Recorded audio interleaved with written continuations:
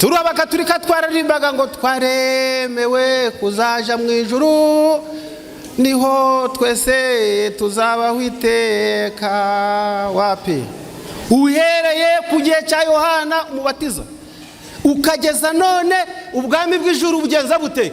Buratwaranirwa, intwarane nazo zikamigisha miki imbaraga. Mu gihe c'ishungura n'ibigeragezo neretswe benshi batakaye ku nzira, basaga n'abatarigeze bamenya Imana.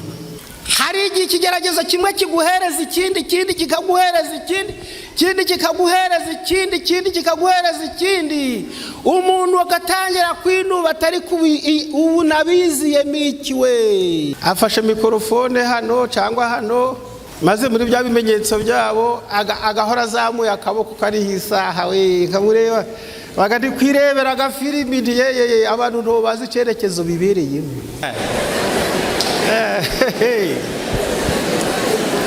Buriya reka mbabwire inshuti zanjye, buri wese mu buzima aje agira itariki yo kumwara. Waba warize utarize, uri umukire uri umukene, uri umuyobozi uyoborwa, wabyumva utabyumva, iyi si ntabwo uzayicika utamwaye, ntabwo bishoboka.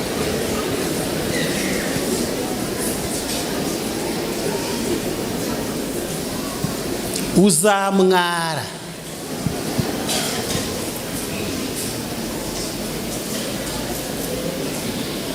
Nyereka ukuboko kwawe. Amaboko yanjye uko n'intara yakarabye niko yarameze, ariko nagize mu batsinze, ndi mu mubare w'abageje bate. Kuki Imana izagerageza itorero ryayo? Kuki izariho ibizamine kandi ikareba n'ibimenyetso byo yabahaye ko babifite? Kwiringira TV, ubutumwa bwiza kuri benshi, gukizwa kwa benshi. Matayo 24 umurongo wa 14. Murakoze bayobozi, murakoze bizera. Ngiye gufata rero umwanya uhwanye n'igihe gikwiriye. Muzi yuko nabwiye abantu ibirango 9 biranga umuntu washaje. Ikirango cya 6, uwo muntu avuga byinshi. Umwanditsi yanditse ngo kuki uwo muntu avuga byinshi, ngo nuko aba yarabonye byinshi ashaka kuvuga mu gihe gito ashigaje. Ngiye kurwana n'iyo ngingo ya 6 ndebe ko ndayishobora kugira ngo tuze guha umwanya uhagije aba baririmbyi bacu. Umuntu nkoresheje igihe kigufi ya rero mwihangane, ntabwo ku isabato itaha ariko bizagenda. Ku isabato itaha mbisabiye uburenganzira hakiri kare, reka mbivuge hakiri kare, kuko izaba ari kofera mwisho. Iwacu hari icyo twita kofera mwisho, ni Kiswahili bakoresha. Iyo warwanye intambara ugatsinda unapiga kofera mwisho. Ikofe rya nyuma niryo rirangiza ibibazo. Umwanditsi wanditse ngo ikintu cya nyuma cyose gisoza ibibazo. Intambwe ya nyuma niyo irangiza urugendo, inyugute ya nyuma niyo irangiza igitabo. None rero kofera mwisho niryo risoza intambara twarwanye. Interuro tugiye kwiga ni interuro ivuga ngo isano iri hagati y'ibigeragezo n'ubukristo. Ese ubukristo n'ibigeragezo bipfana iki? Kuki ari ngombwa ko abana b'Imana bageragezwa? Ariko duhindura imvugo, kubera iki mwarimu atagira impuhwe ku bana yigishije amezi 3 akayasoresha ikizamini? Ubwo noroheje urugendo, ubwo mo hagati hari ibintu ntwikiriye. Kuki mwarimu atagira impuhwe ngavuge ati mwabana mwe narabigishije igihembwe cya mbere, igihembwe cya kabiri n'icya 3, mwese uko mwize nimwimuke? ntabwo mwarimu yaba afite ukuri. Arasabwa kuzana ibigeragezo, kugerageza abanyeshuri be ngo arebe ko bafashe amasomo neza. Ni ibigeragezo yanyuzemo. Ntabwo Imana yandikira umuntu w'Imana ubusirikare ko abutsinze atanyuze mu bigeragezo. Kera nigeje gushaka ubusirikare muri 77 nandi umujeni rwose imbaraga abandi, ariko nabone uko abasirikare bari kugenda ari abasore bafite imikunjo, imyenda yabo bubashwe, ngomba kuzabaho. Ikizamine cyo kwandika examen écrit ndayitsinda, ndazamuka. Amina rero iraje, ndazamuka mu gupima ibizigira ndatsinda. Ahantu hose physically ndatsinda, banshira mu bagomba gukora ikizamine giheruka. Twagomba kukirangiza tukaja hitwa muri seyi niga ko muri Bugesera niho baje kwitoreza kuba abasirikare nyabo. Hariho rero ikizamine cyo kwiruka ibirometero 36. Bati rero abo twamaze kwemera mugiye kwiruka ibirometero 36. Kwari ukuva mu kigo cya gisirikare cya Muhoza hari i Musanze tukiruka ahantu hari ibirometero 18 kugera ku cyahoze ari komine Nguri, una akarere ka Nyabihu, ukiruka ibyo birometero kandi ukabihindukira ukagaruka. Ubwo rero turaca umurongo twirutse turi abasore 200. Bati rero turafata abantu 50. Ubwo rero muriruka mugaruke, murinjira turi kubara nitugera kuwa 50, abari inyuma y'uwo 50 mwikomereza urugendo muji wanyu.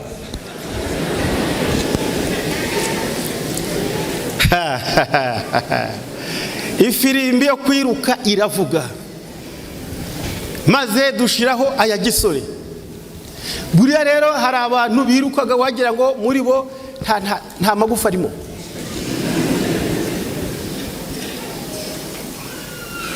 Turangije ibirometero nka 5, nari maze kuba ngo wa 80.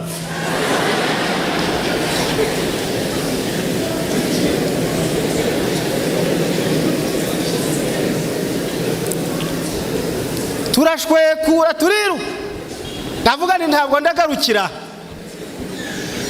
Abazi uriya muhanda ugana i Rubavu, ndenze icyari komine Mukingo, nerekera hitwa mu Byangabo, mpura n'uwa mbere agarutse. Ndi karabaye tu.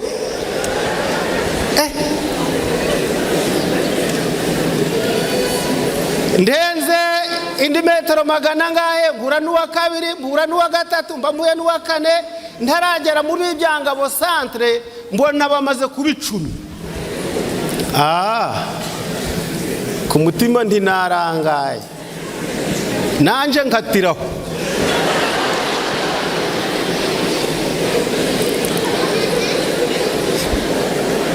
Mbangatiyaho, mbambaye wa 11.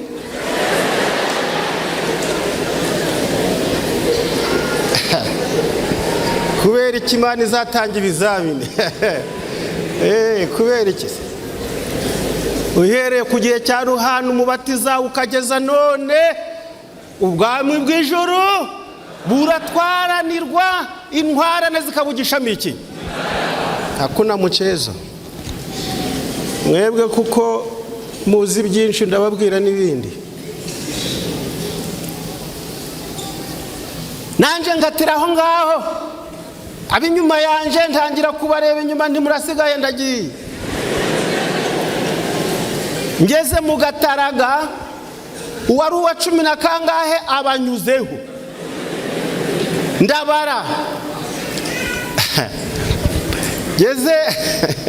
Ngeze mu Ruvunda undanyuraho, ngeze Yawunde undanyuraho, ariko uko byagenda kose nari nkiri mu mibare myiza.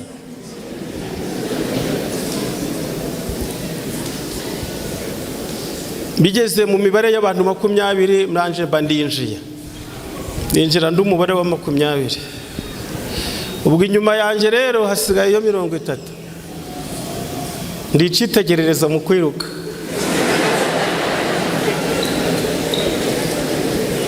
Ndi mu mibare idakojeje isoni. Barinjira bageze kuwa 49. Uwa 50 adinjira batambika igiti. Hari abahungu baje biruka bari gupiganwa nayo niyo minota, baguye barambaraye imbere y'ikigo kuko batinjiye. Umwe muri abo umwanya we ninje wari wawibye.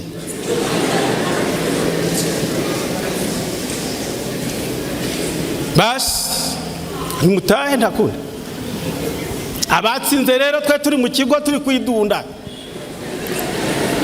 Ubwo rero twagomba kuja mwa komanda umwe bandika adresse yacu ngo badukorere nimero z'uko tuziga muri seyi i Bugesera. Wa mbere arinjira, wa kabiri arinjira, wa gatatu arinjira akagaruka, wa kane kinjira akagaruka. Anje mbangezweho bandinjiye, ngeze imbere ya komanda arambwira ati nyereka ukuboko kw'iburyo.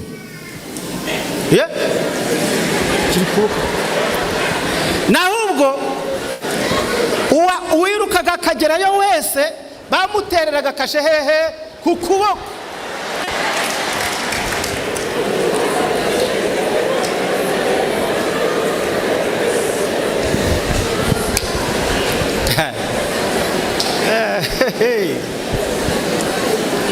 Buriya reka mbabwire inshuti zanjye, buri wese mu buzima aje agira itariki yo kumwara. Waba warize utarize, uri umukire uri umukene, uri umuyobozi uyoborwa, wabyumva utabyumva, iyi si ntabwo uzayicika utamwaye. Ntabwo bishoboka.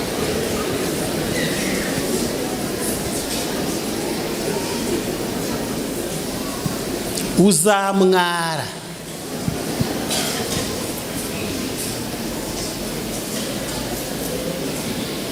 Nyereka ukuboko kwawe.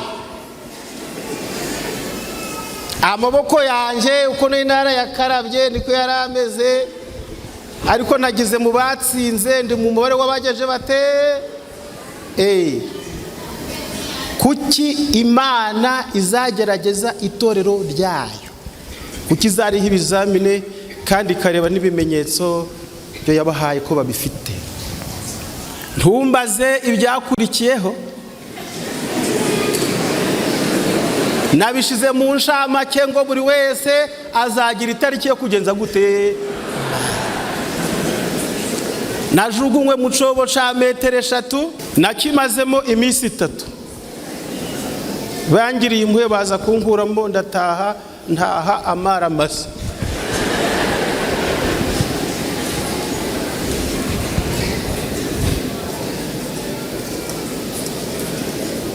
Twese ubuzima bwa gikristo turi abakaturika twararimbaga ngo twaremewe kuzaja mu ijuru, niho twese tuzabaho iteka. Wapi? Uhereye ku gihe cya Yohana Umubatiza ukageza none ubwami bw'ijuru bugenza bute? Buratwaranirwa, intwarane nazo zikamigisha miki imbaraga. Yakobo igice cya mbere umurongo wa 12. Hahirwa umuntu umuki mu ndebere ko handitswemo umuntu. Yakobo 12 rimwe umurongo wa 12. Mu ndebere ko handitswemo umuntu. Umuntu harimo. Hahirwa umuntu wihanganira iki ngo ibigenza bite. Hahirwa umuntu wihanganira ibimugerageza murebe interuro uko ivuga, kuko namara kwemerwa, namara kugeza gute, namara gutsinda ibyamugerageje, azagenza ate, azahabwa iki, ikamba rigenje rite, ritangirika, iry'Imana yageneye bande, abayikunda. Ab'Imana ikunda irabacaha ikabagerageza. Nta muntu n'umwe uzajya mu ijuru atanyuze mu bizamine bya Yesu. Ibizamine bya Yesu tubikora ryari? Hari igihe ikigeragezo cyiza ari ishuri ry'ibyo wakoze ngo urebwe yuko wihenze mu mibereho. Hari n'igihe cyiza ari cyo gukuza ibikurimo ngo bigire imbaraga. Nasomye igitekerezo cy'igisiga cyitwa kagoma cyangwa ikizu, barabyanditse mu bitabo byacu. Iyo kimaze kugira abana cyangwa abashwi bacu, niba nacyo kigira abashwi sinzi uko bitwa, iyo kigiye gutangira kubatoza kuguruka, ngo kibarambika ku mababa yacyo kikazamuka hejuru, kikaja hejuru aho ibisiga birangirira, maze bya byana kikabirekura. Ibyamenyereye guteta rero niho byigira kurambura amababa, bikikaraga mu kirere, bikikaraga. Nuko rero nyina kuko izi ko nibyihonda hasi birapfa, bitari byamenya kuguruka, ngo irihuta ikabitanga, ikarambura amababa bikagwaho. Niko nasomye ngo bikagwaho, ariko ikongera ikageza ite, ikabisubizayo. Hari igihe Yesu aba afite abana be akabajana mu bicu hejuru mu buzima bw'ikirere, akabarekura buri wese akizana. Niba warabaye umutoza waritoje neza rero mu Mana, ibyiringiro byo bizagukomeza. Nta na rimwe Imana izemera kujana abantu mu ijuru babanenganenzi n'abatagira icyo bitaho. Uzaja mu ijuru wese Imana izamukuba, izabatunganya, izabacura nk'ucura ifeza, izatwika ibuye rihondwe, inyundo y'Imana izavuga mu itorero. Mu gihe cy'ishungura n'ibigeragezo neretswe benshi batakaye ku nzira, basaga n'abatarigeze bamenya Imana. Hari igihe ikigeragezo kimwe kiguhereza ikindi, ikindi kikaguhereza ikindi, ikindi kikaguhereza ikindi, ikindi kikaguhereza ikindi, umuntu agatangira kwinuba atari ubu nabiziyemo iki we. Murambure Yobu, ngira icyo muvugaho. Mbese abageragezwa ni abanyabyaha? Reka da, n'intungane zirageragezwa. Reka ngira icyo mvuga kuri Yobu, mbanje gusoma izi nteruro. Mu gihugu cya Usi, igice cya mbere, hari umuntu witwaga Yobu, kandi uwo muntu yari umukiranutsi utunganye, wubahaga Imana, akirinda ibibi. Nuko abyara abahungu 7 n'abakobwa 3, kandi yari atunze intama 7,000 n'ingamiya 3,000 n'amapfizi yo guhinga, indogobe z'ingore 500 n'abagaragu benshi cyane. Uwo muntu yari akomeye kuruta abantu bose bo mu burasirazuba. Umva uyu mukire, umva uyu mutunzi. Hari ibyo nje ndeba nkibwira mu mutima wanje, ndi kwirwanira intambara z'ibyanje. Abaririmbyi nje ngunda kuganira nabo nkabuza, ndari ko mwaje muricisha bugufi mukitonda. Hari abo nje mbona yaraguza agasaha, ndiba kaguraga 1000 bingahe agasaha, hari udusaha tw'imihondo tw'abagore nanga abagabo, maze yaba yarakaguze afashe mikrofone hano cyangwa hano, maze muri bya bimenyetso byabo agahora azamuye akaboko kari hisaha, we kamureba bagandi kwirebera agafilimi. Yeye abantu nto bazi icyerekezo bibereyemo. Umuntu yakubaka akazu hano mu mujyi agasiga amarangi, ati yeye abantu bari kumenya iwanje hari hora. Yobu yari umukire. Ntabwo nzi ko dufite abakire hano mu Rwanda bari ku rwego rwa Yobu. Reka mbaho urugero ukuntu yari aremereye.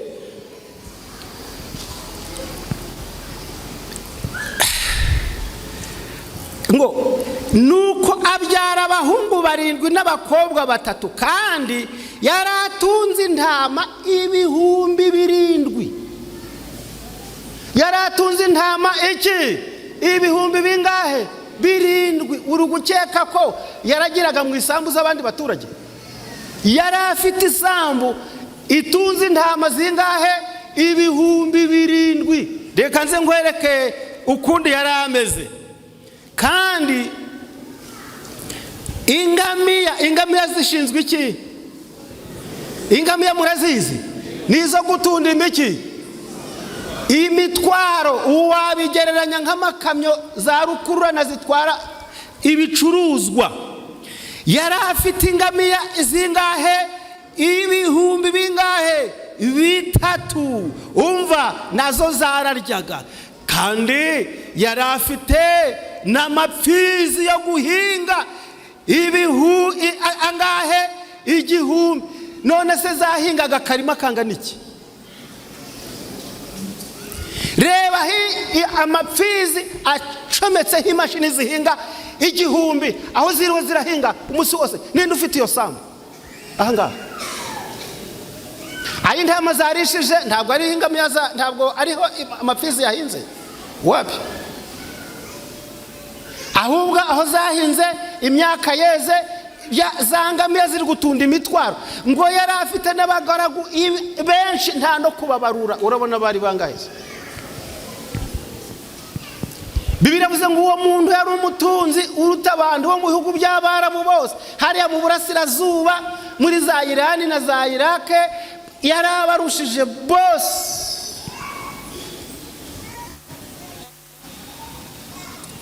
Ariko yari intungane. Mbese uwo muntu Yobu yari icyitegererezo mu bantu bose. Muzareba amasengesho ye uko yasengaga buri munsi. Abana be bari baratese. Abana b'abakire baratetaga bakagira ngo ibyose afite ni ibyabo.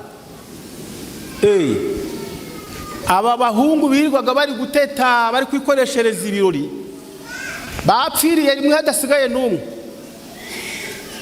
Bapfiriye rimwe hadasigaye n'umwe. Ibyari biri gushaka Yobu nibo byahitanye. Reba gupfusha abana 10 ku munsi. Ingamiya zose zigapfa. Abagaragu n'abahinzi n'ababagazi bose bagapfa. Ingamiya zose nta na kimwe usigaranye. Baje kubimubikira, baramubikira,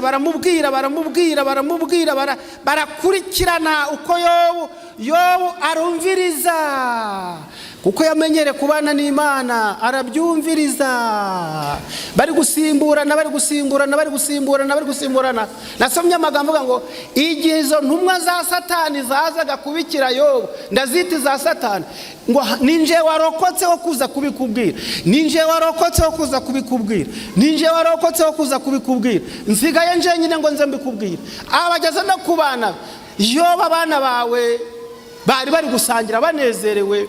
Haza umuyaga ukubita inzu irahura, serwakira irayisenya. Abana bawe nta n'umwe asigaye, n'abagaragu bawe bose ninje urokotse wo kuza kubikubwira. Ngo Satani yaraje ahagarara impande za Yobu, amuhagarara iruhande ngo arebe umusozo wa raporo uko arawufata. Ngo ijambo aravuga bwa nyuma ari ryaje kubwira Imana ngo nsize mutsinze.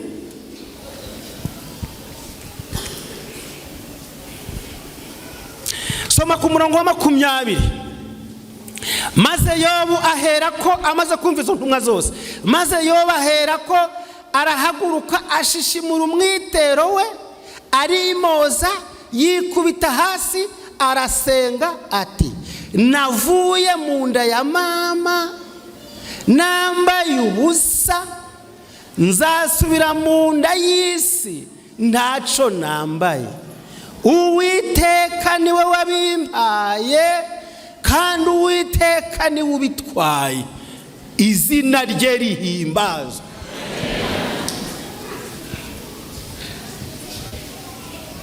Ngo Satani yaguye igihunya agira ubwoba ati sindabona umuntu nk'uyu ku isi.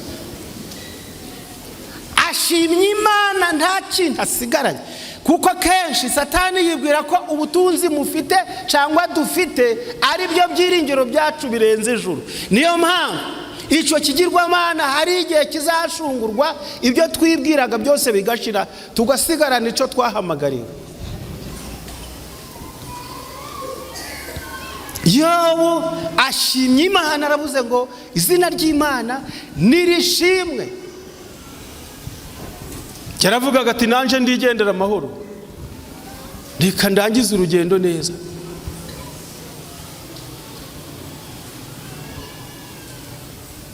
Iwacu hari igihe umushumba akwibiraga ubwatsi wari waritereye. Hari iwacu tugifite aborozi badateraga ubwatsi, nyine akaje rigora ko gotoza ubwatsi bw'abandi. Hari igihe usangaga bacunze mu rukerera nanga ku isabato niho bakunze kutwiba twebe mu cyaro. Ubazi ko twagiye mu rusengero wataho gasanga ubwatsi bwose babukogose, gasanga umuntu yikoreye yatonganye ijano ryaguye ati harapfa abantu. Ariko Yobu yarahagaze aha ngaha aravuga ati Imana igeze ite ishimwe.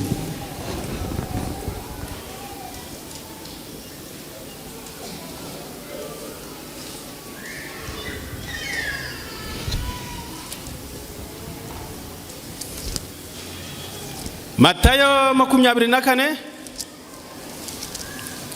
Yesu yavuze byinshi, ari interuro imwe yakoresheje nshaka ko tumara umwanya muto tuyireba. Yavuze ibigeragezo bizaba ku isi, aravuga uko bizakurikirana. Ariko Matayo 24 umva interuro yakoresheje aha ngaha. Ageze ku murongo wa 13 avuze biriya byose, nuko aravuga ati rero ariko uwihangana akageza imperuka ntuzagenza ate.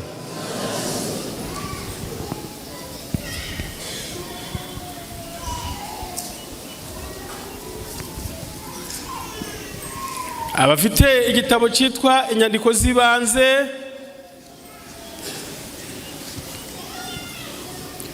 muzasome amagambo ngiye gusoma, dushobora kutazahuza amapaje. Muzasome mu nteruro yitwa kugeragezwa ko kwizera kwacu. Ufite bene iki ngiki rero ku paje ya 60 inyandiko z'ibanze.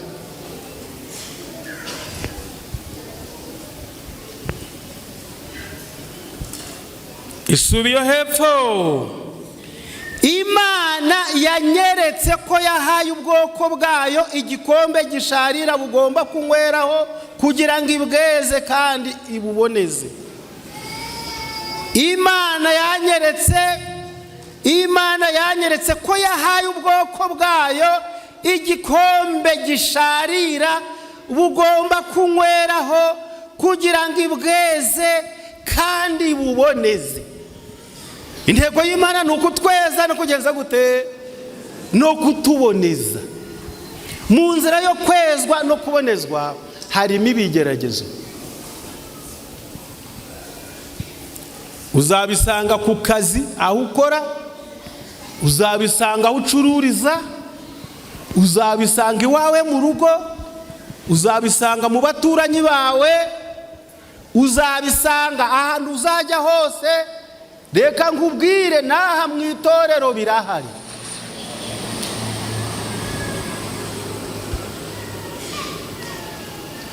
Naha ngaha mu itorero birahari. Iyo ugize amaso mazima urabibona, ukavuga uti iki ni ikigeragezo ngomba kugitsinda.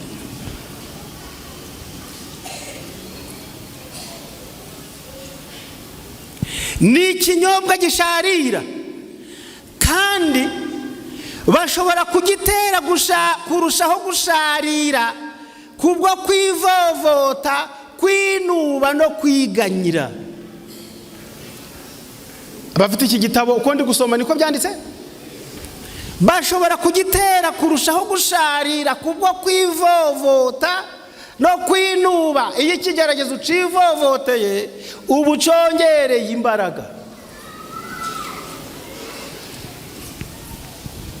Kera mu Rwanda habagamo amapingu, sinzi niba kibaho, simperuka kuyambaraho, nta nayo ndi gusaba.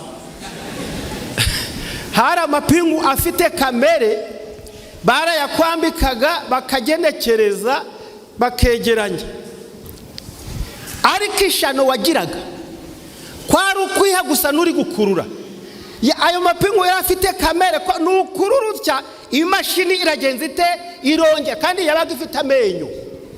Nukurura iragenza ite irongera, byagusabaga kwicisha bugufi nka Bikira Mariya wo kukarwaza kabiri ikigeze, kuko mu kigeragezo igiteye imigeri kirongezaga, asigaye waba guca ukihangana ugategereza.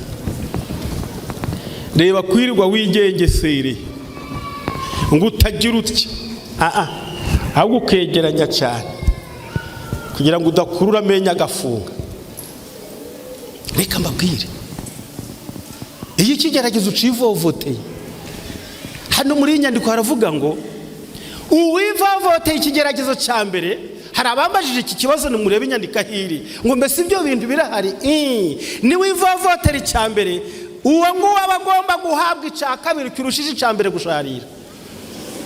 Wa numwizera rero, iyo wivovota ikigeragezo cya mbere ukivovota, uhabwa icya kabiri kirusha icya mbere gusharira, maze icya kabiri nacyo kitagera ku ntego, ugahabwa icya gatatu kirusha icya mbere n'icya kabiri gusharira, maze n'icya gatatu wakwiha gusharirirwa, akakongeza icya kane.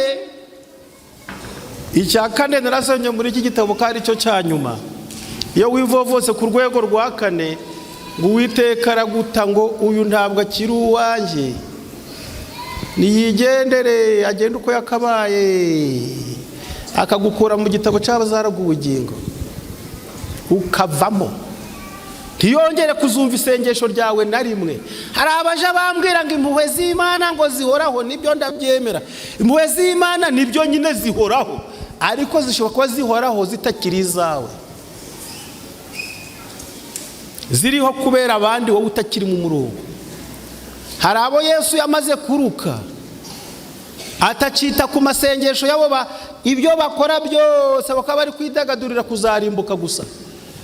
Igihe cyose uzumva umutima wawe utakikukomanga, igihe cyose uzumva nta nkomanga iguhamagarira guca bugufi no gusabana n'Imana, ukumva nta jwi rikiguhamagara ukiberaho ko bisanzwe, cyakora ukibuka ko isabato ibaho, ukibuka ko Bibiliya ibaho, ukayisoma rimwe na rimwe, nabyo bigutunguye ari uko abandi bazifashe. Igihe cyose uzaba uri utazi gusengera umutima wawe, utazi guca bugufi imbere ya Mwuka Wera, ukumva icyumweru kirangiye nta busabane, nta gihe wahaye Yesu mu buzima bwawe, uti iyi minota reka nyiharire umwami wanje nicarane nawe, reka mubaze icyo nshakaho, ukazaza mu rusengero nk'uko abandi babigenza. Ndakurahiye icyo ni ikimenyetso cyerekana ko Imana yamaze kukuruka, itakikwitayeho. Niba yaraguhamagaye igihe kirekire ukinangira umutima, jya uba maso ureba yuko ubutandukano bwawe n'Imana butamaze kuba. Igihe cyose uzumva hari ijwi rikomeje kugukomanga, ibi byihorere, ibi bireke, ariko kumva urarwana inoti Imana nuko nangiye kubikora, byihorere, ukumva hari ijwi rigutesha buri gihe, uzamenye ko Mwuka w'Imana gikomanga ku mutima wawe.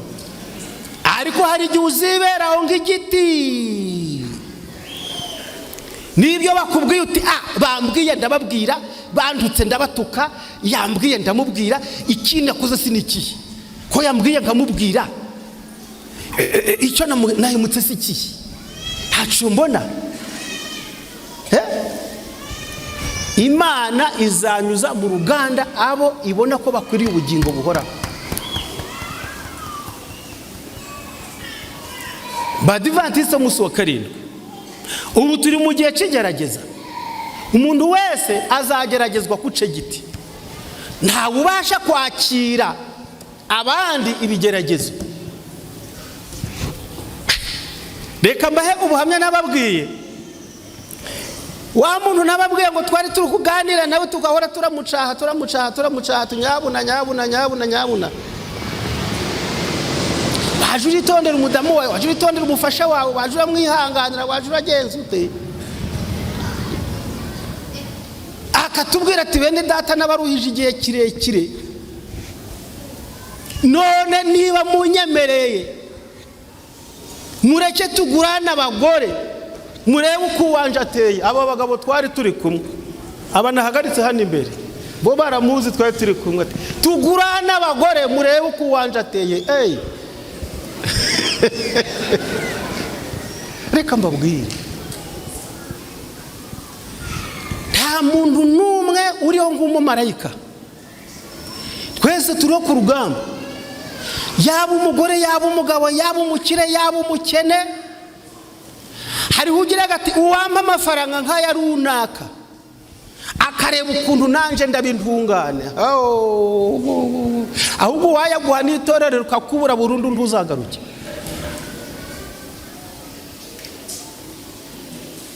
Hari uwifuza tuwamba nk'izi modoka zose zikaba ari izanjye. Ubu ngubu wakugerageza tugasohoka tuti okay, ngizi modoka zawe twe turitahi, ngaho cyane ukabubuza abashoferi, ukabubuze parikingi, ukabubuza imisoro, ukareba ukuntu urazengerera mu mutwe.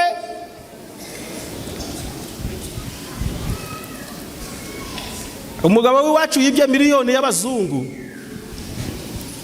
Abazungu bari gufotora, bayabonye amashakoshi yabo, amafaranga yararimo abarayabonye, arayaterura arayirukankana, arayareba ati aya ndayabikaye. Ageze iwabo aba ngo hari ahantu bandikaga ingwi cyitwa urusenge, aragenda ayapfunyika mu gapapuro ayashira ku rusenge hejuru aho bandikaga ingwi iwabo. Asohotse ageze ndahari ati barayabona, asubirayo abarakuyeyo, ayajana aho baterekaga ikibindi kirimo amazi, aracukura ashiramo, aterekaho ikibindi, abaragarutse arebye abona turadutaka, ati bararebayo, aragaruka yakurayo, abarayamanukanye mu masaka, mu itumba ry'amasaka, arayamanukana ageze mu ndego ya 6, aracukura arayahamba, aratwikira, abaragarutse araza ageze hirya y'isambu, arebye aho yanyuze abona hari umuraho, baraheraho bayagereho, ati shano riragoye, abasubiye. Abamubonye batariko uyu muntu yabaye iki, uyu muntu yabaye iki, kiriya kintu ari kuzengurukana ni igiki. Yaje aja ku rusenge, arahava aja musi y'ikibindi, arahava aja mu masaka, aragarutse, iki kintu ari kwirukangana ni igiki. Abayikozeho baramukurikirana bati wabaye iki, basanga yikoreye amafaranga adafite aho arabika. Ntabwo igisubizo cyacu kiri mu byo twifuza ko tubona. Uwihangana akagize imperuka niwe uzagenza ate, niwe uzakizwa.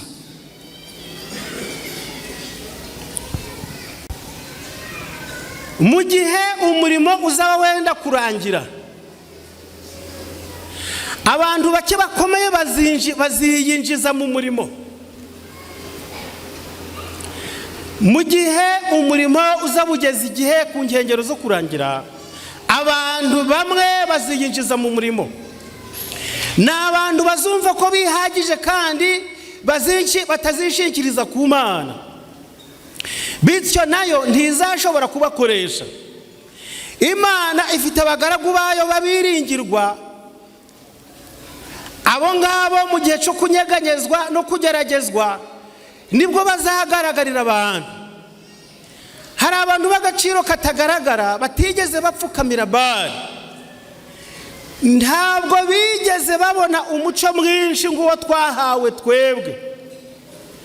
Bishobora kunyuranya n'uburyo benshi bishobora kuzanyuranya n'uburyo bugezweho. Igihe Imana izashungura itorero ryayo kugira ngo Imana igaragaze abo bantu b'indahemuka bari mu itorero, bishobora kuzanyura mu bintu bidashimishije kandi bibabaje. Nyamara izo ntungane zizakomeza gushikama iteka ryose. Nubwo bazanyura mu bigeragezo bikomeye, kandi ntibari abantu bagaragara mu itorero, kandi abantu b'ibitangaza, bakomezaga kubaha Imana yabo nubwo bari abanyantege nke mu bigaragara.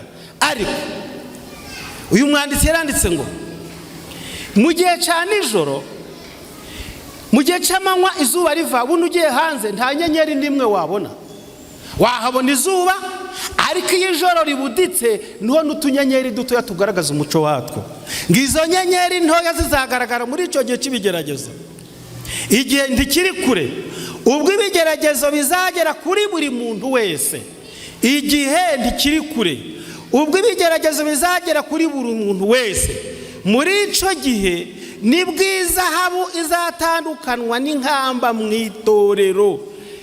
Ubu turicaye twese, ariko ibigeragezo nibyo bizerekana intungane n'izitarizo. Reka nshuti zanjye mbasaba iki kintu kugira ngo twitegure kuzatsinda ibigeragezo, ni ukubana n'Imana buri munsi ubutagoheka.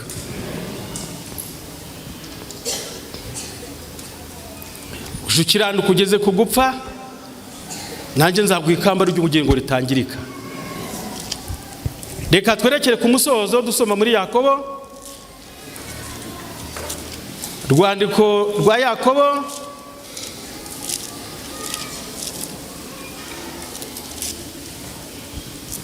igice cya 5, ndasoma mbere ku murongo wa 7. Nuko bene data mwihangane mugeze aho umwami Yesu azazira. Ngo mugeze mu kwa kangahe? Mu kwa kangahera? Myaka 40 yararangiye ndi ku rugamba rw'iby'umwuka, kuva muri 82 nta na rimwe nari nabona ubukristo ari ibikino. Mwihangane mugeze aho umwami Yesu azagenza ate? Azazira.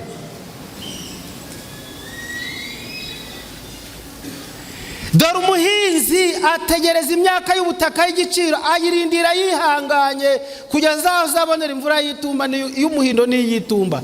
Mube ariko namwe mwihangana, mwikomeze imitima, kuko kuza k'umwami Yesu kubegereye.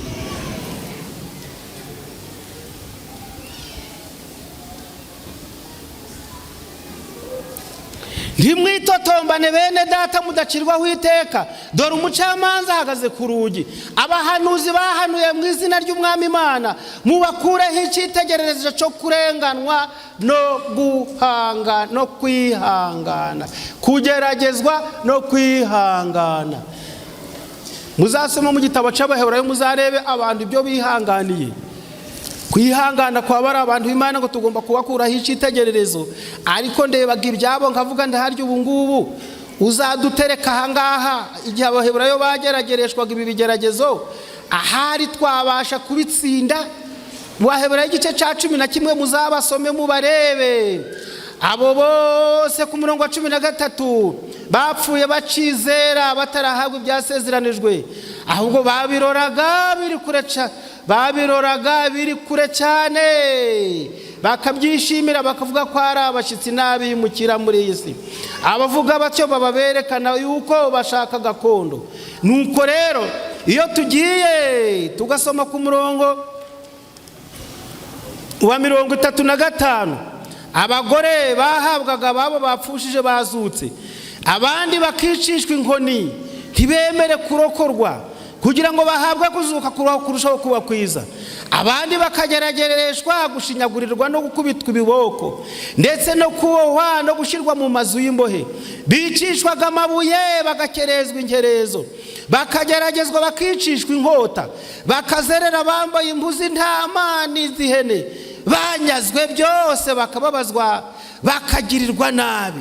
Yemwe n'isi ntibari bakwiriye kuyibamo, bazereraga mu mashamba no mu bihonomanga no mu mavumo no mu masenga. Abo bose nubwo bamaze guhamwa n'Imana kubwo kwizera kwabo, nyamara ntibaragahago byasezeranijwe, kuko Imana yatugambiriye ikirushaho kuba cyiza, kugira ngo abo badatunganwa rwose tutari kumwe. Mbese twe tuzaba twiviriye mu munyenga, turi kwihaganyura umuceri mu menyo n'amavuta? Wapi? Iyi nzira banyuzemo niyo tuzanyuramo. Namwe bari ko mwihangana, mwibuke yuko abihanganye tubita abanyehirwe. N'umurongo wa 11 wa Yakobo 5.